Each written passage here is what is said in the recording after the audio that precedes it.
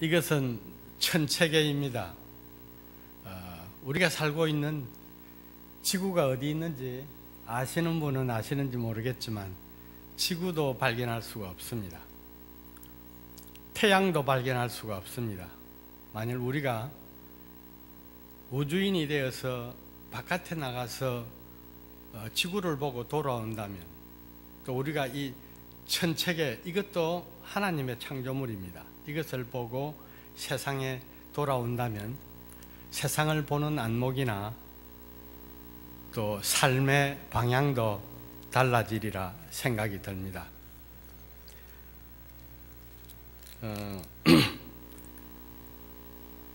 한국의 주님의 교회 이재철 목사님이라고 하시는 분이 자기 책에서 큰 그림, 작은 그림이라는 얘기를 하셨습니다. 그 내용은 작은 그림으로는 나밖에 볼 수 없지만 큰 그림으로는 나와 내가 속해 있는 사회와 또 하나님도 볼 수 있다는 이야기에서 나왔습니다. 큰 그림 속에서 자기를 발견해야 그것이 변하지 않는 바른 자존감이라는 이야기에서 나온 것입니다. 그래서 한국에서 한때 몇 년 전 자존감 이야기가 많이 나왔을 때 유행했다고 합니다. 그런데 오늘 말씀은 어떤 그림보다 더 큰, 훨씬 더 큰 그림입니다. 우리가 보는 이 천체계보다도 더 큰 그림 속에서 보아야 이해가 되는 말씀입니다. 즉, 영혼이라고 하는 그림 속에서 보아야 한다는 것입니다. 영혼의 세계를 알파 이전의 세계라고 성경은 말합니다. 또 오메가 이후의 세계도 영혼입니다. 천체계나 지구도 영혼과 영혼 사이에 있는 제한된 시간과 공간 사이에서 생기는, 사실은 하나님 눈에서 보면 크지 않은 일입니다. 그 안에 적고 성경이 말한 대로 티끌 같은 우리가 하나님의 큰 세계를 이해한다는 건 거의 불가능에 가깝습니다. 그러나 이론적으로 이 시간과 공간 바깥에 나가서 영혼에서 다시 시공의 세계를 본다면 우리는 우리의 인생을 좀 약간 더 정확하게 볼 수 있지 않을까 하는 생각이 듭니다. 이 말씀이 그런 말씀이기 때문에 제가 지난 며칠 동안 말씀 준비를 하다가 한계를 느꼈습니다. 그래서 본문을 바꾸려고 했습니다. 그런데 성령께서 제게 너보다, 다른 사람들이 너보다 훨씬 똑똑해 하는 말씀을 하시는 것 같아서 부족하지만 이 말씀을 그대로 나누기로 했습니다. 성령께서 오늘 우리에게 이론적으로 쓰여져 있는 로고스의 말씀이 아니라 우리 각자에게 우리 가슴 속에서 말씀하시는 레마의 말씀으로 이 말씀을 들려주시고 깨닫게 하시고 이 말씀을 통해서 세상을 새롭게 보는 안목을 주시기를 간절히 기도합니다. 역사학의 아버지 헤로도투스라고 하는 사람은 인류의 역사는 전쟁사이다 라고 말했습니다. 그 사람은 페르시아 전쟁사를 씀으로써 실제적으로 근거 있는 역사를 쓴 첫 사람입니다. 이 말은 세상에 전쟁이 끊이지 않았다라는 것을 말하는 것입니다. 우리가 성경에 보더라도 믿음의 조상 아브라함이 부르심을 받고 가나안에 왔을 때 기근을 만났습니다. 그래서 애굽으로 내려가서 그 아내를 루이라 속이고 살아남습니다. 사람 사는 곳에는 전쟁과 다툼과 생존 경쟁이 항상 있어 왔습니다. 이 사실은 지금도 마찬가지입니다. 이슬람 테러 집단은 이유 없이 종교적 이유로 선량한 사람들을 죽이고 있습니다. 3주 전 라스베가스에서는 대학살 사건이 일어나서 58명이 죽고 400여 명이 부상을 입었습니다. 허리케인 하비, 허리케인 얼마, 그리고 허리케인 마리아로 인해서 텍사스와 알라바마와 퓨에르토리코에 많은 사람들이 생명을 잃고 또 막대한 재산 피해가 났습니다. 세상은 고난과 재난의 연속입니다. 전지전능하신 하나님께서 천지를 창조하셨습니다. 그리고 지금도 그 역사의 수레바퀴를 하나님께서 돌리고 계십니다.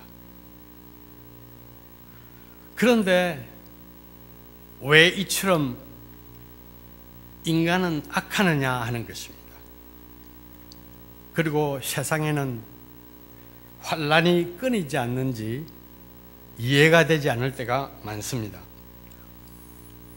인간 집단이 형성된 역사시대 지난 2500년간 사람은 이 문제를 해결하고자 노력했습니다. 철학이나 과학이 많이 발전하여서 어떤 부분적인 문제는 이해되고 해결된 것도 있습니다. 그러나 근본적으로 해답은커녕 명백한 이유조차 내놓지 못하는 것이 현실입니다. 그런데도 정치인들은 자신을 구세주라고 하고 파라다이스를 약속합니다. 물론 아무도 믿지 않지만 그렇게 약속합니다. 세상 문제는 인간이 해결할 수 없습니다. 왜냐하면 인간이 세상을 파괴한 장본인이기 때문입니다. 세상 문제는 마치 바이러스나 혹은 박테리아와 같습니다. 하나의 문제를 풀면 더 강한 슈퍼박테리아가 나타나는 것처럼 인간사에게는 더 하나의 문제를 풀면 더 강한 문제, 더 어려운 문제로 나타나는 것이 현실이기 때문입니다. 성경은 세상 문제를 이렇게 봅니다. 인간의 타락으로 죄가 세상에 들어왔습니다. 그리고 죄가 하나님과 인간, 인간과 인간, 그리고 인간과 만물 사이의 질서를 파괴했다고 합니다. 이 질서 파괴 때문에 인간 사이는 끊임없이 문제가 존재한다는 것입니다. 로마서 1장 19절은 이렇게 말합니다. 세상은 이제 눈을 감은 것 같이 더듬어서 하나님을 알 수 있는 만큼의 선만 남아있을 뿐 근본적으로는 악이다라고 말합니다. 이런 세상에 사는 성도들의 삶을 우리가 살펴봅시다. 성도라고 하는 것은 세상에서, 이런 악한 세상에서 구별되어서 예수님을 믿고 하나님의 자녀로 살아가는 사람을 말합니다. 이론적으로 생각을 한번 해봅시다. 그럼 자녀들은 아버지 덕분에 고난을 적게 받거나 고난이 없어야 맞습니다. 맞습니까? 아버지 덕분에 없어야 맞다고 이론적으로 우리는 알 수 있습니다. 그런데 아이러니하게도 오늘 우리가 읽은 본문의 첫 절 로마서 8장 18절에는 인간 세상이 고난이라고 말합니다. 그 본문 좀 밑에 36절에 보면 이렇게 나옵니다. 기록된 바 우리가 종일 주를 위하여 죽임을 당케 되며 도살할 양같이 여김을 받았나이다 함과 같으니라 라고 기록하고 있습니다. 성도는 세상 사람보다 고난을 더 많이 받는다는 아이러니한 결론을 담담하게 내리고 있습니다. 여기에서 우리는 의문을 가질 수밖에 없습니다. 창조주의 자녀가 왜 더 심한 고통을 받아야 하는가 하는 것입니다. 혹시 가짜 아버지 아니신가 하는 생각을 할 수 있습니다. 여기에 우리들은 대개 아버지, 어머니들입니다. 자식을 고통 가운데 버려둘 수 있습니까? 좀 이해가 되지 않습니다. 저도 이해가 되지 않습니다. 근본적으로는 우리의 머리로 전능하신 창조주이신 하나님의 사랑과 계획이나 하시는 일을 다 이해할 수는 없습니다. 그러나 저는 이 문제를 이렇게 이해합니다. 틀릴 수도 있습니다. 예를 들어서 대학 시험을 앞둔 고3의 아버지가 있다고 합시다. 입학 시험을 며칠 앞두고 몹쓸 감기에 걸렸습니다. 아버지로서, 어머니로서 여러분은 이때 어떻게 하시겠습니까? 간단하게 그냥 포기해 이렇게 할 수도 있습니다. 그러면 진학을 포기해야 되고 장래가 더 불확실해질 수도 있습니다. 아마 자식을 진짜 사랑하는 아버지라면 이럴 때에 안타깝지만 그 아픔을 이기도록, 감기를 이기도록 격려하고 온 힘을 다해 마지막 준비를 하도록 도우실 것입니다. 물론 밤잠을 걸으며 고생하는 아들과 함께 더 많은 고통을 견디면서요. 하나님의 사랑이 이런 것 아니겠습니까? 그래서 그런지 오늘 본문에는 고난받는 자녀들이 알아야 할 두 가지 하나님의 계획을 우리에게 선포하고 있습니다. 마치 그림처럼 선명하게 보여주고 있습니다. 고3 부모의 심정처럼 하나님께서 고난받는 우리에게 주시는 격려의 말씀이라고 굳게 믿습니다. 그러면 그 두 가지 계획을 같이 살펴봅시다. 첫째 계획은 18절에서 25절입니다. 파괴된 창조세계는 반드시 하나님께서 회복하시며 회복하신 세계는 상속자들인 너희들, 자녀들에게 주시겠다는 계획입니다. 본래의 창조세계, 즉 타락 이전의 세계는 성경에서 우리가 잘 알다시피 하나님의 기쁨이었고 선이었습니다. 하나님께서 직접 설계하신 에덴, 즉 행복의 동산에 인간을 두셨고 그 안에서 인간은 완전한 행복을 누릴 수 있었습니다. 물질적 축복뿐만 아니라 육적 축복 뿐만 아니라 동시에 인격체로서 가져야 하는 이성과 감성과 지성을 주셨습니다. 자유의지도 주셨습니다. 심지어는 창조주를 거부할 수 있는 선택권까지 주셨습니다. 오직 한 가지 금한 것은 선악과였습니다. 그러나 그 선악과는 창조주와 피조물과 만물 사이의 질서를 유지해주는 행복의 조건이었습니다. 아마 아담은 그것을 몰랐을 수도 있습니다. 그래서 아담은 사단의 꾀임에 빠져서 선악과를 범했습니다. 이 타락으로 창조 질서가 이제 깨졌습니다. 그리고 인간의 비극이 시작되었습니다. 그 후에 모든 세상은 로마서 1장 18절, 제가 아까 인용한 말씀의 바로 전절입니다. 모든 세상은 하나님의 진노 아래 놓이게 되었다고 했습니다.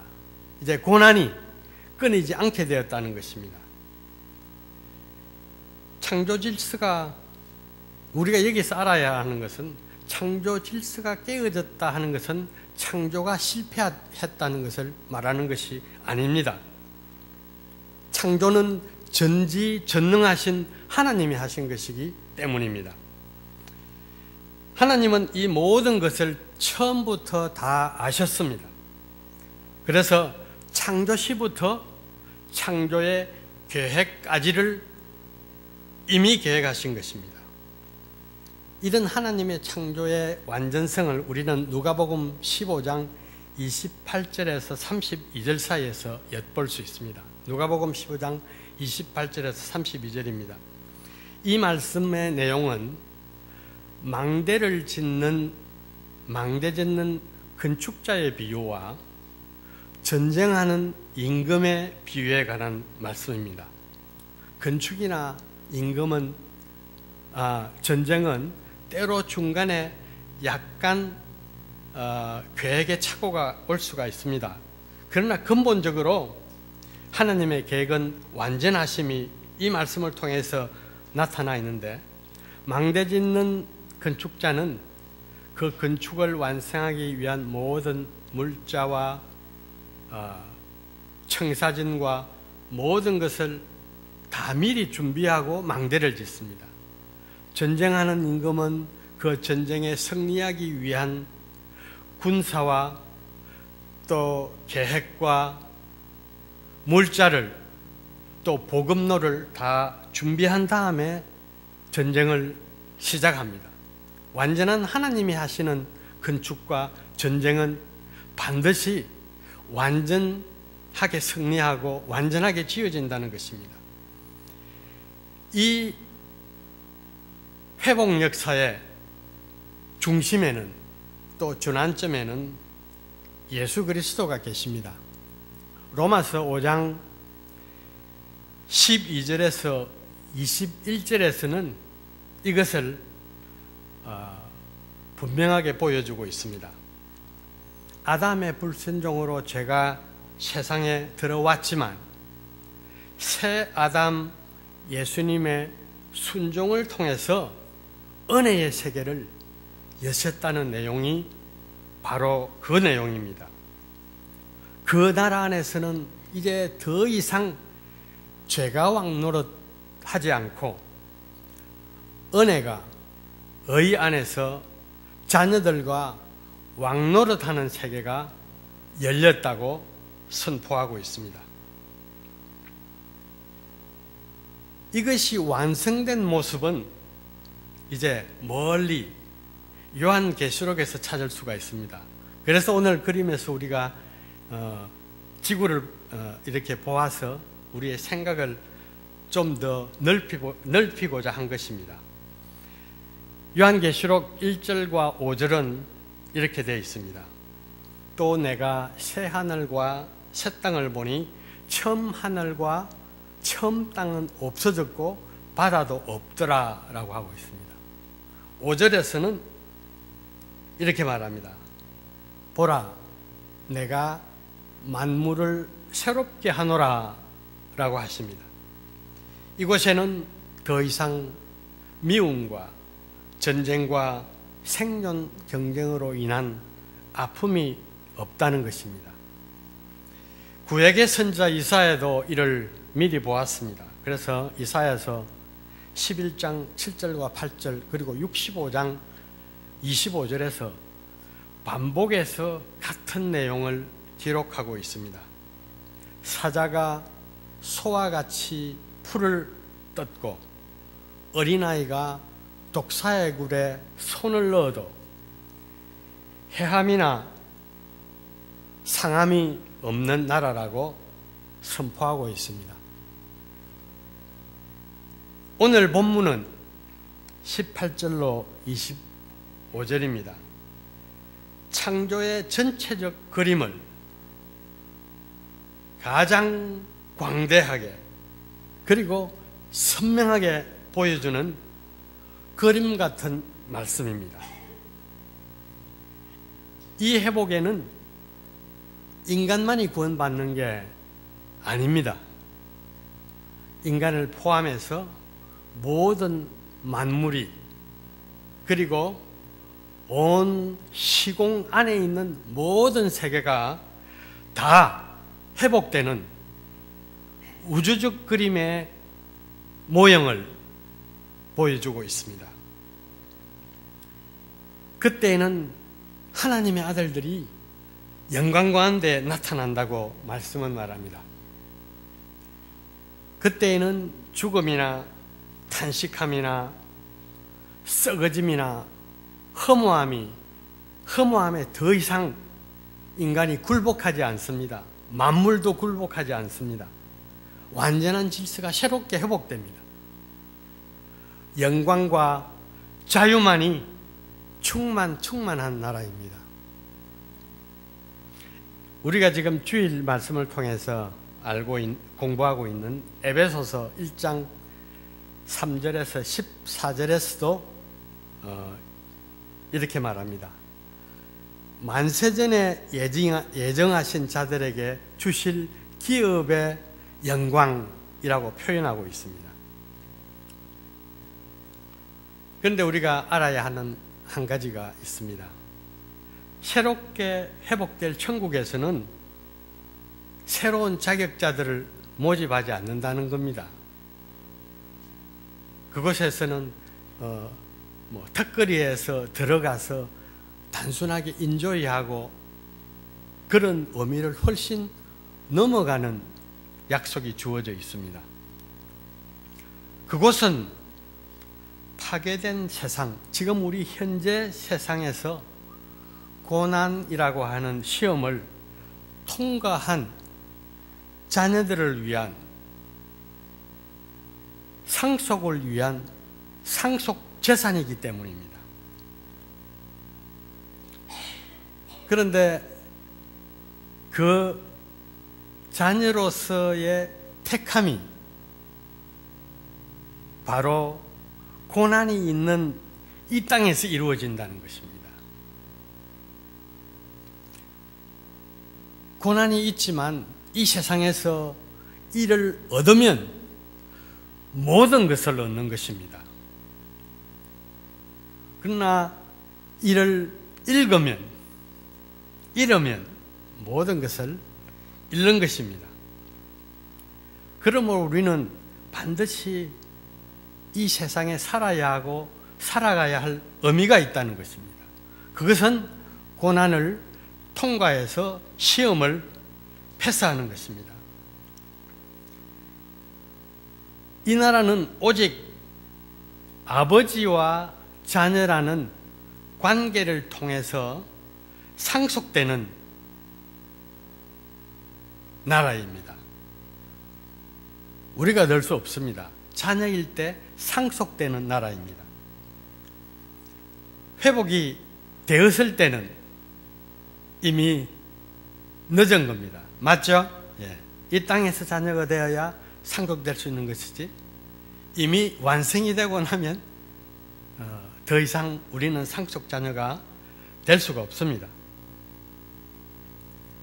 그러므로 성도들은 아직 완전하게 회복되지 않은 이 땅에서 영광의 소망을 가지고 인내함으로 자녀가 되어야 됩니다. 그러므로 자녀라는 형분을 중요시 여기고 경홀히 여기지 않아야 합니다.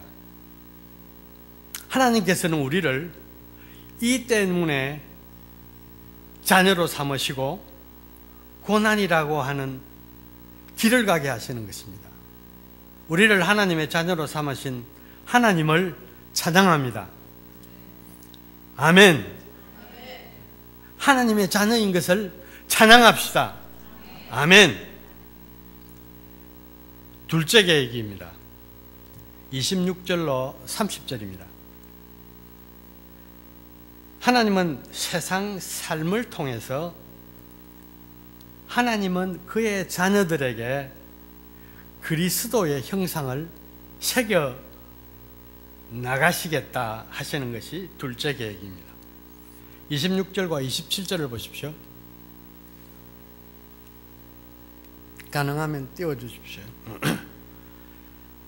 성도는 상속자입니다. 이제 맞죠? 그죠? 성도는 상속자입니다. 그런데 아직은 아무것도 상속받지 않은 연약함을 도우시나니, 이와 같이 성령도 우리의 연약함을 도우시나니, 아무것도 없는 빈털터리입니다. 또 세상을 얻기 위해서 열심히 노력하는 세상 사람처럼 지혜롭지도 못한 어리석은 자들입니다. 세상은 이런 성도들을 순수한 사람이다 이렇게 보지 않습니다. 어떻게 봅니까? 앞뒤가 꽁꽁 막힌 발전성 없는 바보들이라고 부릅니다. 그러므로 우리가 진짜 하나님의 자녀라면 세상에서는 두려움과 슬픔과 눈물이 있습니다. 그런데 우리는 여기서 또 하나의 질문을 할 수 있습니다. 그럼 왜 하나님께서 빨리 회복하셔서 빨리 데려가시지, 왜 우리를 세상에 그냥 내팽개치고 계시는가 하는 의문입니다. 하나님께서 우리를 이곳에 오래오래 절대로 두시지 않습니다. 우리가 큰 그림 속에서 우리를 보았습니다. 얼마나 있겠습니까? 저는 제 나이에 비해서 건강이 좋기 때문에 아마 100세 정도 살이라고 생각합니다. 그러나 그것은 순간입니다. 오래 두시지 않습니다. 얼마간, 당분간 이곳에 두시는 데에는 하나님의 계획이 있다는 것입니다.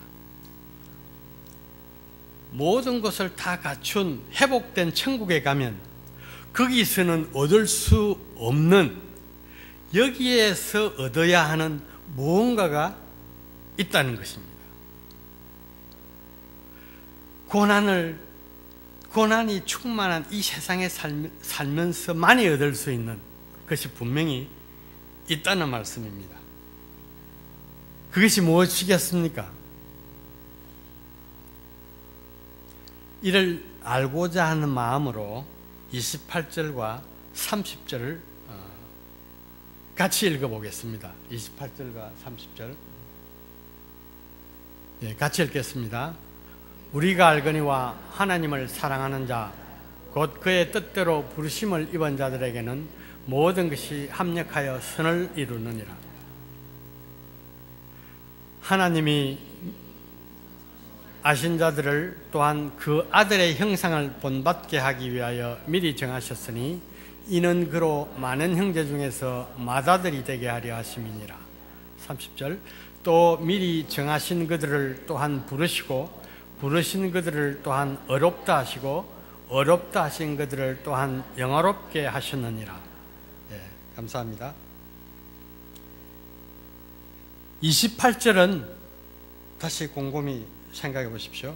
하나님께서 성도들의 이 땅에서의 모든 삶, 고난의 삶이든 기쁨의 삶이든 모든 삶을 통해서 합력의 선을 주권적으로 이루어 가시겠다는 말씀입니다. 우리가 평소에 알고 있었던 것하고 좀 다르죠. 내가 뭐 어떻게 해도 내게 유리한 선이 아닙니다. 자세히 읽어보십시오. 주어가 하나님입니다. 하나님께서 우리에게 가장 필요한 선을 하나님께서 이루시겠다는 말씀입니다. 29절은 그 합력의 선은 다름 아니라 맏아들이신 예수 그리스도의 형상을 우리가 닮도록 하시겠다는 것입니다. 그게 합력의 선입니다. 그리고 30절은 그 그리스도의 형상을 닮아가는 5단계를 말하고 있습니다. 이걸 신학적으로는 성도의 견인 혹은 성도의 성화라고 말합니다. 첫 단계는 미리 아심, 예지라고 하는 것입니다. 두 번째는 미리 정하심, 예정입니다. 그리고 세 번째 단계는 미리 부르심, 소명이라고 합니다. 그리고 네 번째 단계는 어렵다 하심, 칭의, 이신청의, 믿음으로 구원받는다는 겁니다. 그리고 다섯 번째는 영화롭게 하심, 영화, 5단계입니다.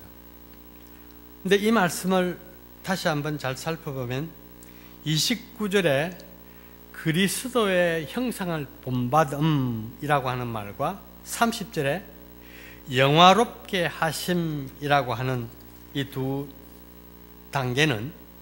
단어는 성도가 궁극적으로 회복의 땅에 가기까지 맺어야 하는 열매이며 사실은 동일한 것입니다.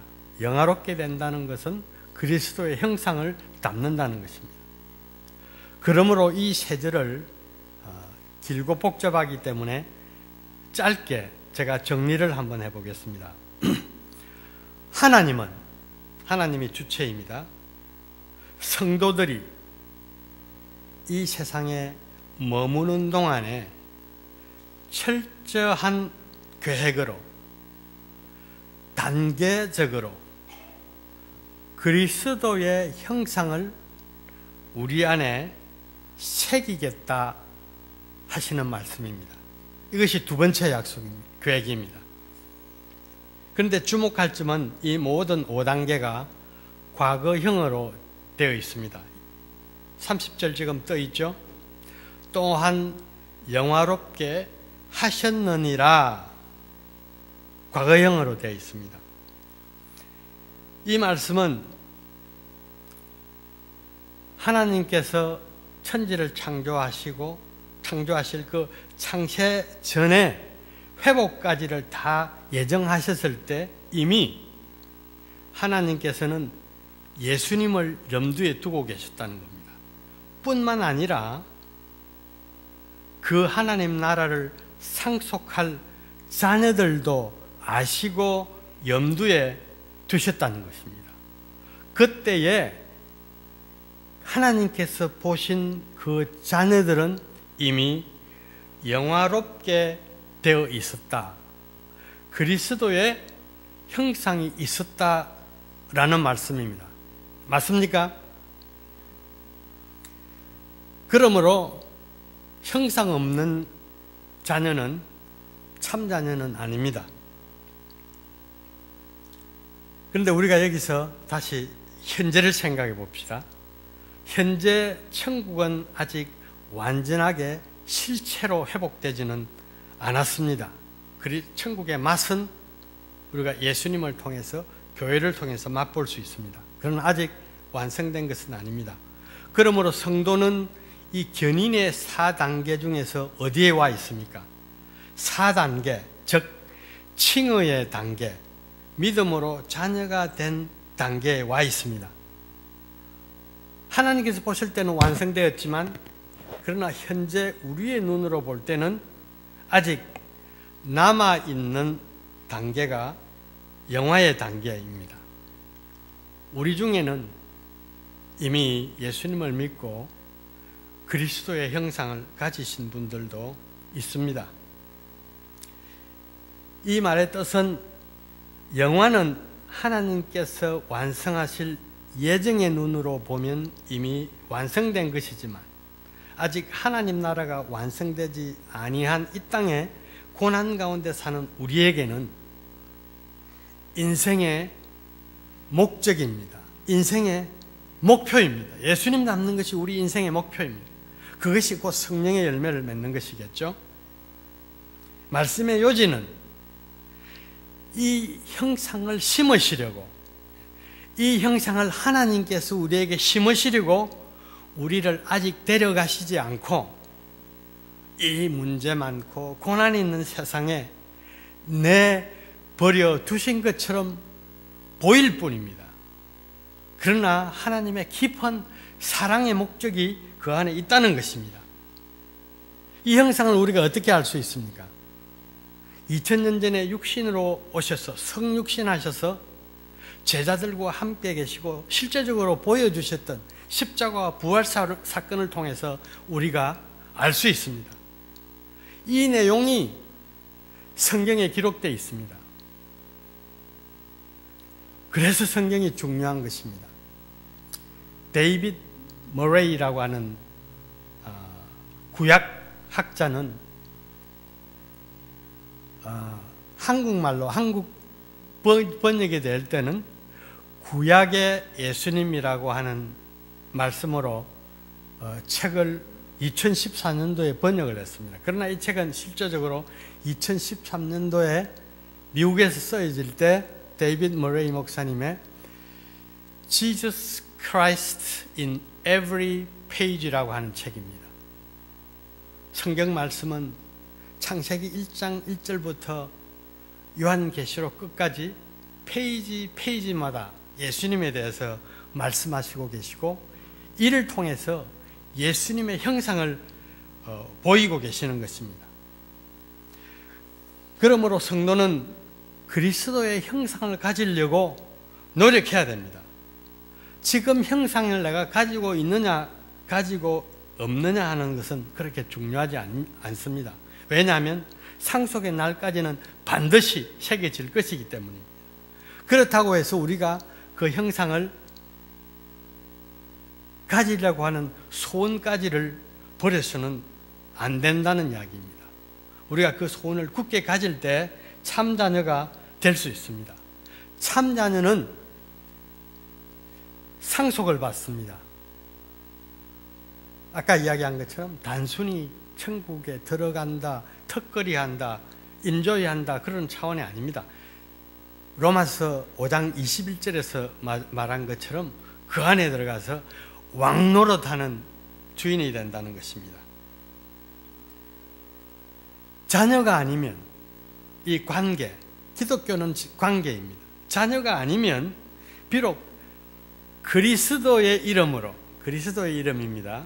그리스도의 이름으로 복음을 전하고 선을 행하고 병자를 고치는 기적을 행해도 천국 가면 예수님이 I don't know you, 내가 너를 모른다고 합니다. 여기서는 제가 하는 말이 아닙니다. 산상보훈이 마태복음 5장, 6장, 7장 말하는데 7장 마지막 끝 바로 앞에 예수님께서 직접 예수님 입으로 말씀하신 것입니다. 마태복음 7장 21절로 23절입니다. 그래서 부담을 이 중에 가질 분이 있을 것 같습니다. 네, 그리스도를 닮는다는 뜻이 그러면 무엇인가? 그리스도를 닮는다는 것은 그리스도인 냄새가 난다 혹은 그리스도인답다는 말씀입니다. 그리스도와 꼭 같아져야 한다는 말은 아닙니다. 우리는 그리스도와 꼭 같아질 수 없습니다. 형상을 가졌다는 것입니다. 이해를 돕기 위해서 한 가지 예를 들겠습니다. 오래전에 저는 작은 꽁트집에서 진짜 목사라고 하는 글을 읽은 적이 있습니다. 오래전입니다. 어떤 나이든 목사님 한 분이 아주 조그마한 동네 가난한 시골 교회에 부임했습니다. 그는 예배 후에 휠체어를 끌고 부인이 다리를 쓰지 못하기 때문에 휠체어를 끌고 조그만 동네를 지나서 교회에 출석하지 못한 노인분들을 방문하여서 그날 전한 말씀을 이렇게 알려주는 그런 목사님이 매주 신방하는 일을 하셨습니다. 몇 년 동안 그분이 누구인지도 동네 사람들은 알지 못했습니다. 그런데 세월이 지난 후 언제부터인지 그 동네에 진짜 목사님 지나가시네. 진짜 목사님 이라고 하는 말이 생겼다고 합니다. 예사롭게 보았던 동네 사람들 눈에 언제부터인지 병든 아내를 사랑하고 또 소외된 노인을 돌아보는 그 허술한 목사님에게서 예수님의 형상을 진짜 목사라는 이름으로 보았다는 것입니다. 이것이 예수님의 형상입니다. 예수님의 형상 하면 제게 생각나는 두 사람이 있습니다. 한 사람은 바울입니다. 바울은 스데반을 죽인 살인자였습니다. 그는 스스로 사도행전 26장 14절에서 보면 가시체를 뒷발길질하는 인생이라고 정의했습니다. 가시체를 우리처럼 현재 구두도 없는 옛날 슬리퍼 같은 것을 신고 차면 피만 날 뿐입니다. 그 고통이 얼마나 심했는가 하는 것을 말하고 있습니다. 그런데 그가 회개하고 이제 예수님을 믿고 유대인과 이방인을 동일하게 구원하시는 화해의 예수님을 깨닫고 복음을 전했습니다. 3차 전도 여행이라는 여행을 통해서 하나님께 헌신하고 마지막 이제 로마로 가기로 결정하고 로마 가기 전에 예루살렘을 둘러서 갈 계획을 잡았습니다. 그때 예루살렘에는 이미 바울이 오면 죽이기로 한 40명의 자객들이 바울을 기다리고 있는 죽음의 위험이 있었습니다. 그 위험한 길을 가기 위해서 예루살렘으로 갈 때 두 군데를 방문합니다. 한 군데는 밀레도에서 에베소 장로들을 불러서 그 장로들에게 양떼들을 부탁합니다. 그러나 그보다 더 시간을 많이 지체한 곳이 바로 가이사라에 있는 빌립의 집이었습니다. 빌립이 누구입니까? 이 말씀을 사도행전 21장 8절에서 15절 무려 8절에 걸쳐서 기록하고 있습니다. 그러나 자칫 잘못하면 그냥 흘러 지나갈 수 있는 긴 내용입니다. 빌립은 어떤 사람입니까?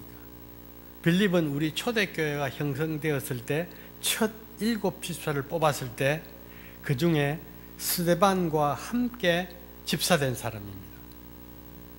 스데반은 빌립에게는 자기 생명과 같은 베스트 프렌드였습니다. 이 두 사람의 만남을 상상해 보십시오.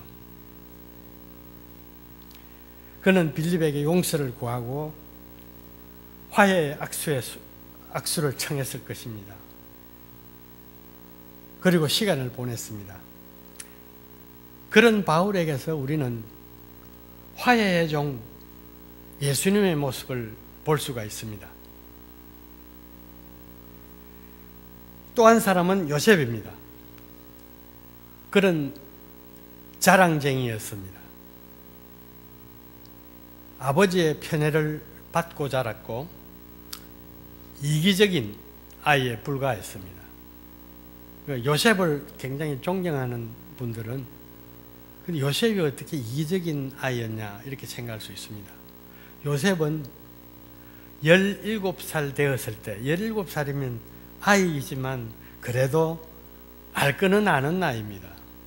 근데 형들은 양치로 가고 자기는 채색 옷을 입고 집에서 일을 즐기면서 형들에 대해서 무관심한 사람이었습니다. 그런 면에서 아이였다는 것입니다.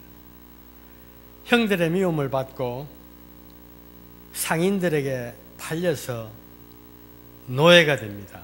이 얼마나 그 사랑받던 요셉에게 기구한 운명입니까?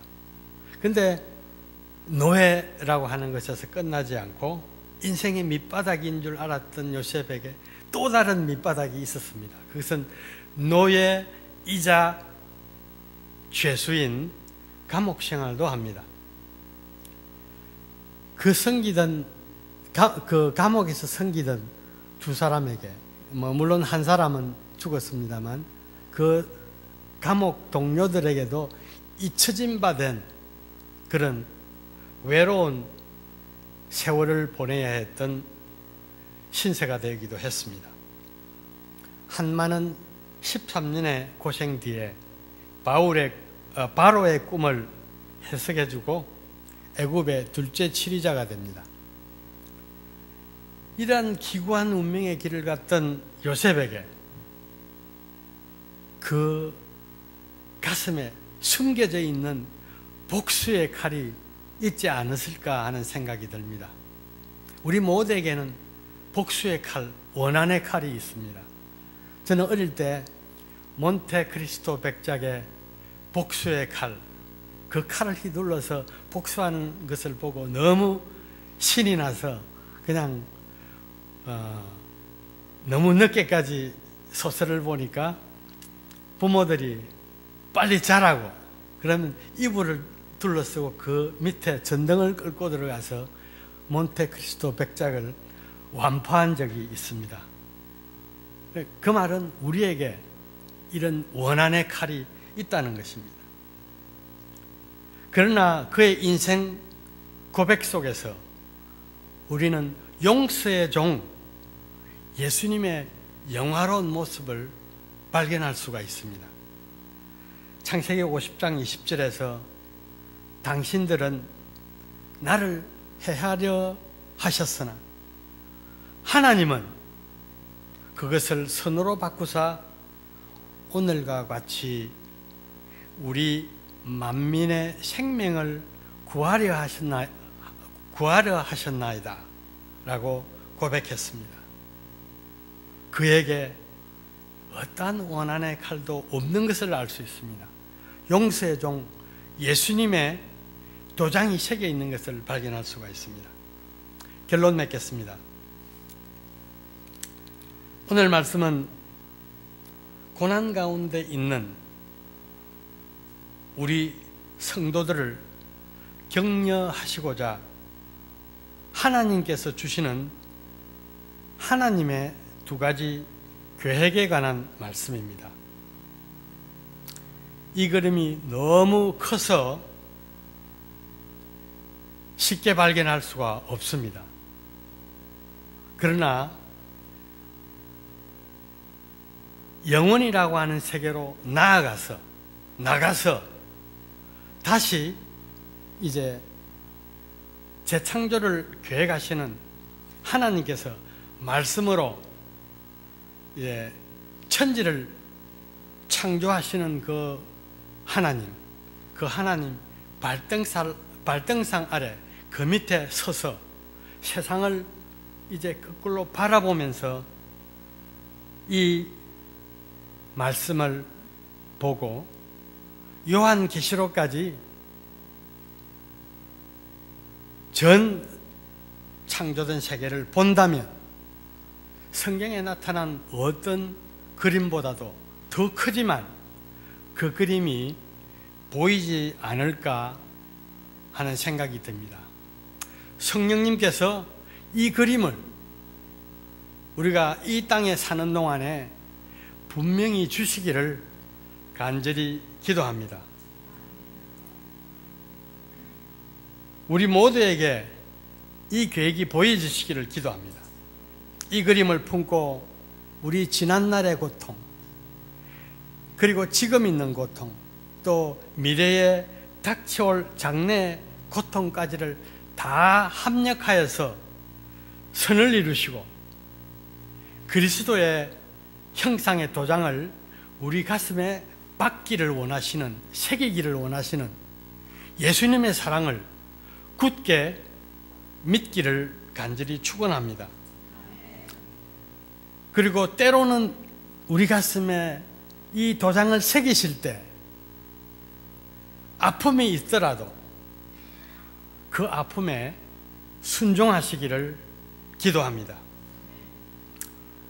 그러면 하나님께서 우리에게 회복될 나라를 상속하시고 주인이 되게 하시고 그 안에서 왕노릇하게 하실 것입니다. 마지막으로 우리 각자에게 스스로 질문을 해봅시다. 나에게 어떤 작은 예수 그리스도의 형상이 있는가 하는 것입니다. 어떤 형상이 있습니까? 보입니까? 저는 가끔 남궁복래 권사님을 보면서 예수님의 형상을 봅니다. 이런 형상이 우리 각자에게 다 박히시기를 축원합니다. 기도하겠습니다.